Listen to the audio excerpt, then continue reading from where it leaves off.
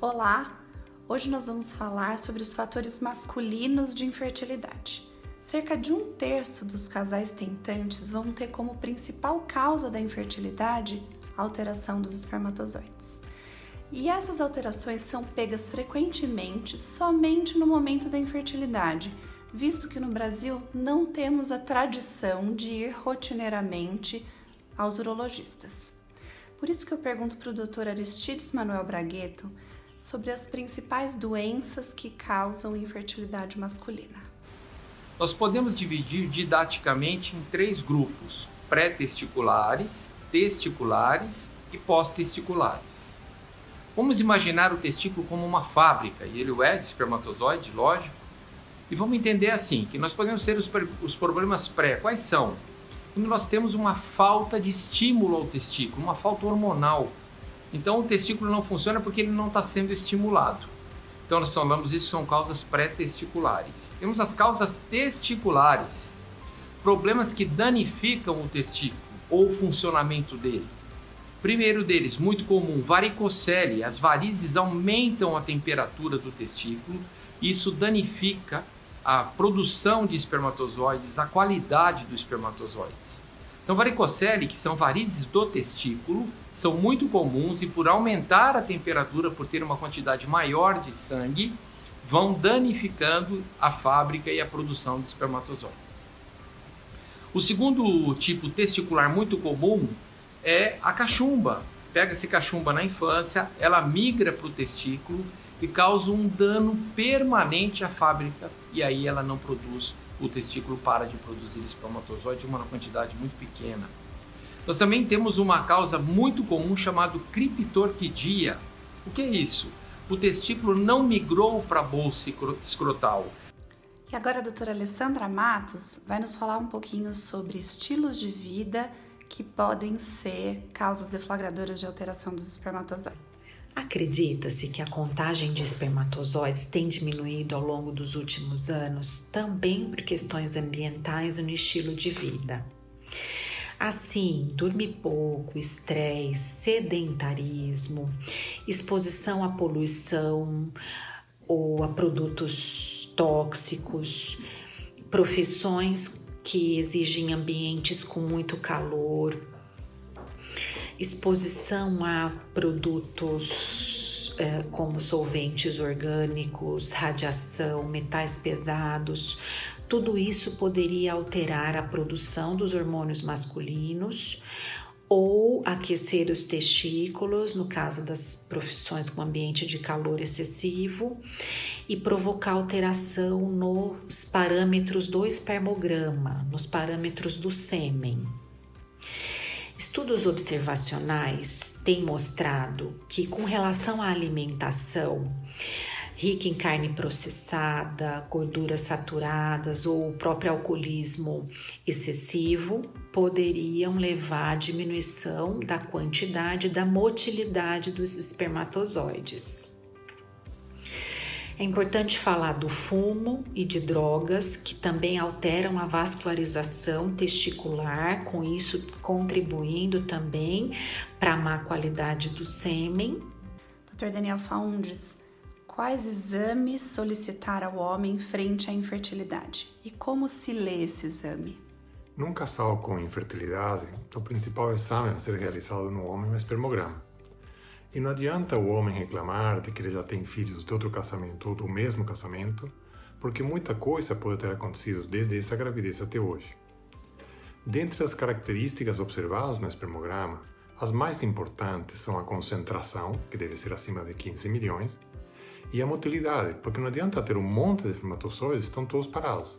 É muito importante que eles tenham uma motilidade progressiva ou direcional para poder conseguir uma gravidez. A proporção de espermatozoides normais numa amostra deve ser de 4% ou mais, segundo o modelo de Kruger. E outras características a observar seriam o volume, cor, odor, o aspecto da amostra seminal e a liquefação. Também devemos observar que não pode ter um número exagerado de leucócitos nem hemácias, porque isto pode denotar alguma anormalidade na amostra seminal. Dr. Davi Butros, se a gente descobre uma azospermia, ou seja, a ausência total de espermatozoides na amostra colhida pelo espermograma, ainda assim há alguma saída? Existe como engravidar? Quando estamos diante de uma azospermia, ou seja, não existe nenhum espermatozoide no ejaculado do homem, nós temos que saber dividir em 2 grupos.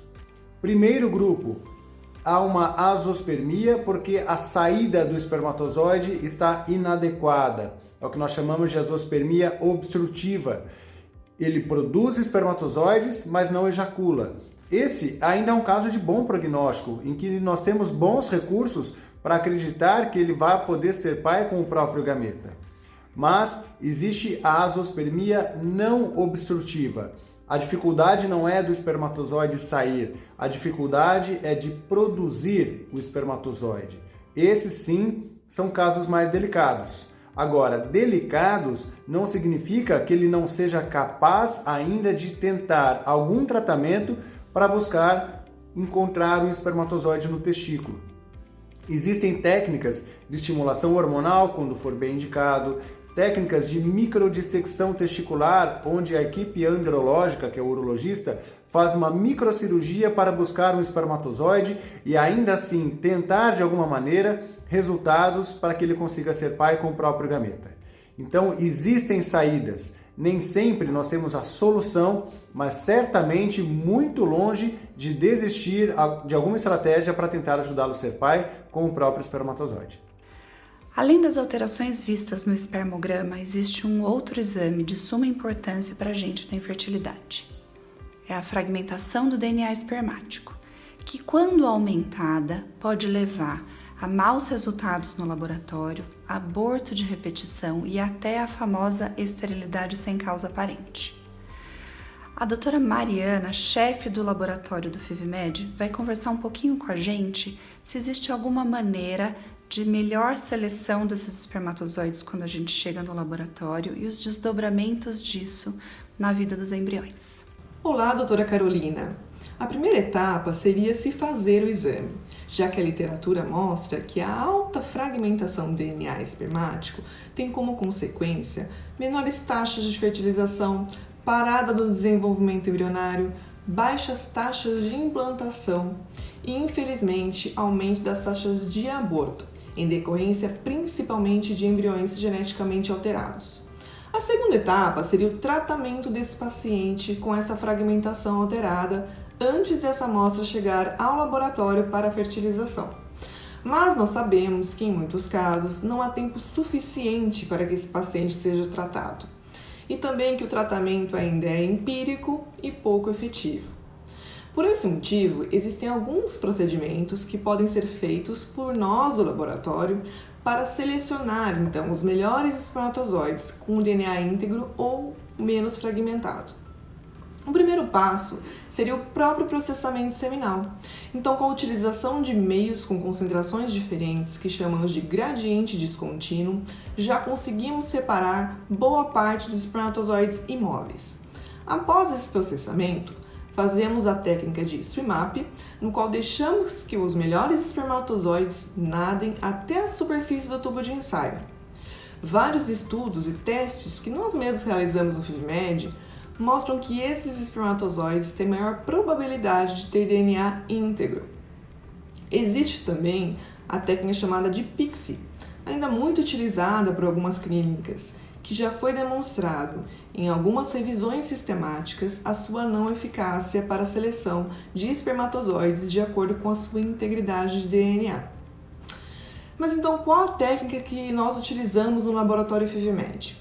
Nós utilizamos a técnica de processamento seminal com swim-up, mais a técnica de birrefringência, que seria a utilização de uma luz polarizada no microscópio para a seleção do melhor espermatozoide na injeção.